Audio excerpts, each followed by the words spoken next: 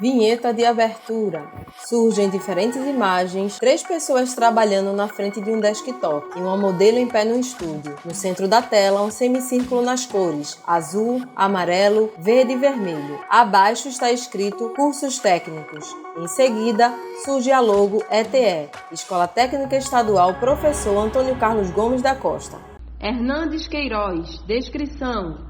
Ele está em pé, é pardo, cabelos pretos curtos, veste camisa preta de botões, usa óculos, relógio e segura passador de slides. Vista da cintura para cima. Descrição do ambiente. Paredes em pallet. Entre as duas paredes, um painel azul com o mapa de Pernambuco. Abaixo, à direita da tela, janela de Libras. Ensino e aprendizagem sobre multimídia ou sobre mídia. É sobre isso que eu quero conversar com você. Educação midiática é a nossa pauta de conversa de hoje.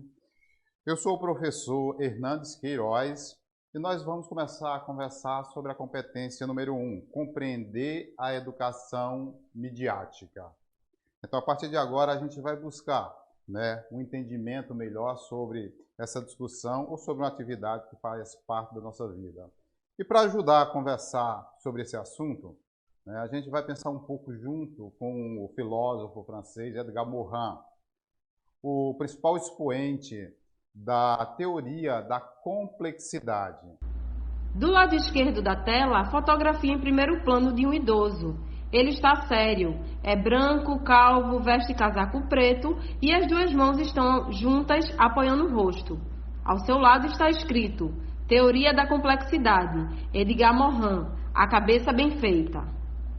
Entre as discussões do Edgar Morin, um ponto muito significativo, o título de um livro chamado A Cabeça Bem Feita. Então, quando a gente pensa essa perspectiva de uma cabeça bem feita, nesse cenário que a gente às vezes chama de caótico na realidade que a gente vive hoje, onde nós estamos o tempo todo mediados pelas tecnologias que fazem parte da nossa vida pessoal, da nossa vida profissional, das nossas atividades pedagógicas. Nesse momento agora nós estamos utilizando nessa perspectiva tecnológica num processo de formação profissional, que é o caso que a gente utiliza aqui na modalidade da educação à distância. Então, Edgar Morin, ele nos provoca a pensar sobre essa realidade. Quando ele pensa e nos diz e nos questiona sobre essa situação, ele reflete, ou provoca a nossa reflexão. Uma cabeça bem feita, ou uma cabeça bem cheia, significa uma cabeça bem feita.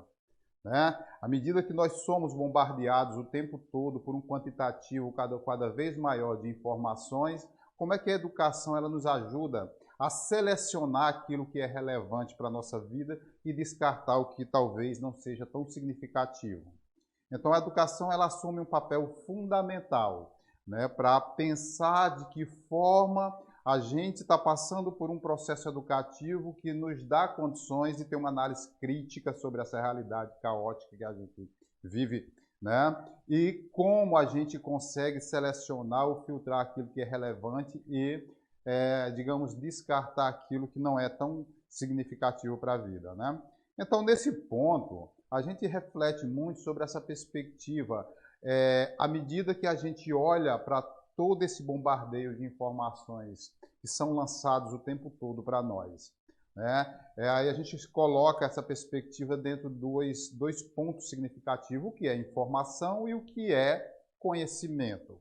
Dentro dessa perspectiva, informação está aquilo que a gente entende como algo superficial, sem profundidade, sem que a gente se adentre nesse universo e compreenda algo de forma mais crítica, que é algo diferente do conhecimento. O conhecimento exige processo de critérios, exige seleção, exige discernimento daquilo que a gente entende como algo proveitoso e importante para a nossa vida, e a gente descarta aquilo que talvez não seja tão importante. Então, essa perspectiva é apontada também dentro dessa possibilidade que o Edgar Morin traz para a gente, quando ele diz, também pensando essa perspectiva, que nós estamos num cenário que se faz necessário os conhecimentos dialogarem entre si. Ele propõe o rompimento do isolamento das formas de conhecimento, entendendo que todos os meios de conhecimento eles têm uma relação com o outro e que se faz necessário pensar de que forma a gente consegue dialogar com essas perspectivas que muitas vezes se apresentam para a gente de forma diferenciada. Então, dentro desse cenário, né, a gente pensa sobre o papel da mídia, né, na nossa vida. A mídia, será que ela assume uma perspectiva docente? A mídia como corpo docente, qual é a formação que ela traz para a nossa vida? De certa forma, a gente pode entender que o papel que a mídia exerce na nossa vida, ela influencia praticamente em todos os setores, né, da vida humana, né? Então, a gente tem uma perspectiva que a mídia está presente na questão profissional, na questão pessoal, sobretudo hoje na questão educativa, e exerce um nível de influência extremamente significativo na vida das pessoas, né? Então, não há como deixar de pensar a mídia com esse instrumento pedagógico. Claro que essa perspectiva pedagógica pode assumir diferentes conexões, diferentes perspectivas, né, dependendo da maneira como a gente utiliza todos esses recursos que aparecem para a gente, né? Então, nós estamos, de fato, preparados para construir uma perspectiva crítica a partir daquilo que a mídia dissemina ou divulga para todos nós?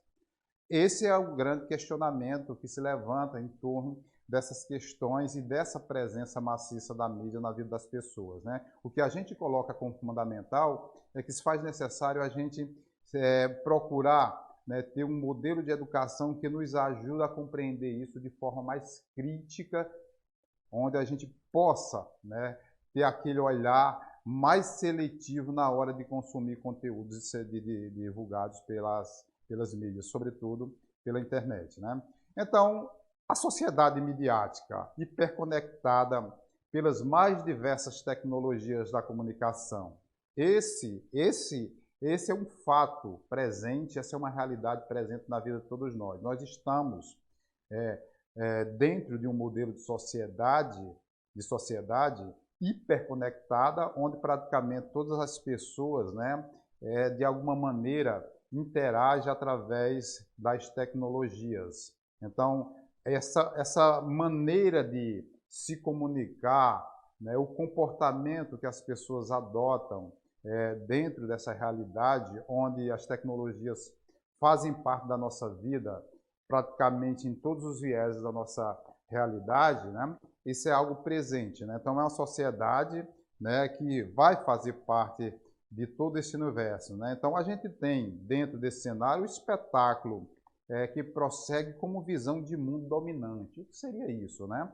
Muitas vezes, a gente se depara com a realidade, né, onde, né, a gente percebe um grande espetáculo por programas midiáticos, né, seja na televisão ou mesmo na internet, mas que estão presentes na nossa vida e que as pessoas consomem de uma forma muito intensa.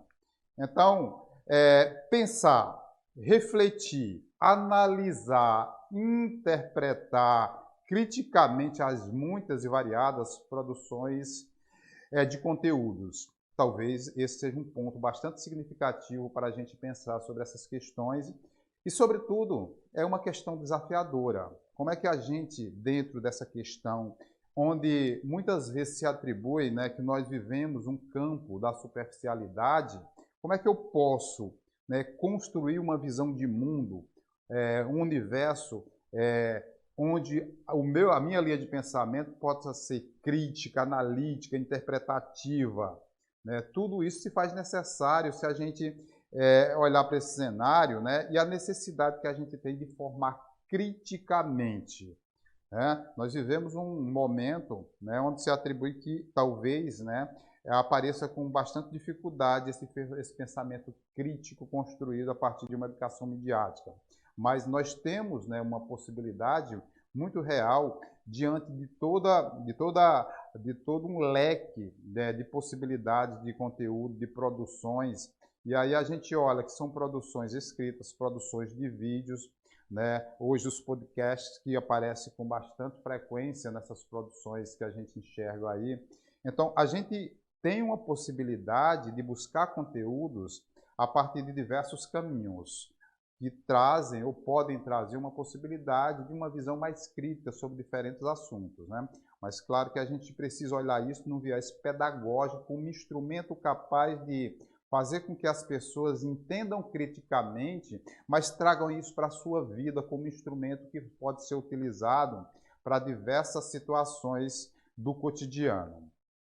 Então, dentro dessas possibilidades, a gente tem algo marcante aí, que é quando se pensa a Base Nacional Comum Curricular, ou seja, a BNCC, que muitas pessoas escutam ou vêm falar sobre ela, mas talvez ainda não tenham uma compreensão clara sobre o que é a BNCC.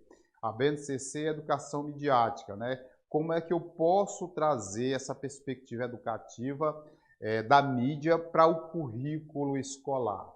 É isso que a gente tem pensado e é isso que a BNCC, né, tem provocado ou sugerido em termos de conteúdos a ser trabalhado na grade curricular. A gente vai pensar a formação da criança ou do adolescente, né, no ensino fundamental e no ensino médio, que esse público, né, ele tem um contato muito cedo com todas essas ferramentas.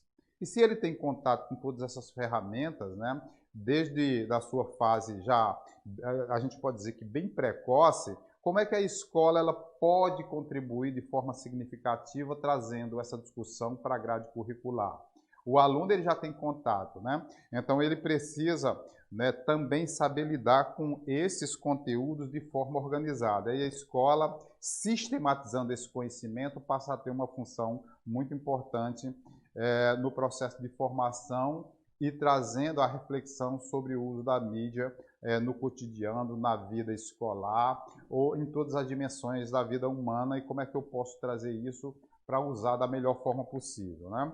Então, dentro dessa perspectiva, a gente elege aqui 3 pontos que me parecem bastante significativos para pensar a educação midiática. Ler criticamente é um dos pontos mais significativos dessa discussão. Escrever com responsabilidade. E outro ponto significativo é a participação ativa, né? Então, nós temos esses 3 ganchos, né, que nós temos a possibilidade de estar interagindo de forma direta com todos esses meios, então isso exige também responsabilidade. Nós não somos meros consumidores de conteúdos, mas também temos as possibilidades de também ser produtores, geradores de conteúdos, né? E isso exige que a gente tenha responsabilidade perante aquilo que a gente está construindo, né? Então, são esses campos que a gente enxerga como significativo, que possibilita ou pode possibilitar a leitura de mundo, né? O que é essa leitura de mundo, né? É à medida que eu consigo enxergar elementos significativos da minha realidade. Eu consigo ver criticamente como é que a mídia pode influenciar nas diversas relações de trabalho, nas relações humanas, na vida pessoal. Então, como é que eu trago isso para a minha realidade, para o meu contexto? Então, a leitura do mundo, que o próprio educador Paulo Freire dizia que a leitura do mundo antecede a leitura escrita, né, porque antes de aprender a ler, a criança já sabe fazer uma leitura do mundo.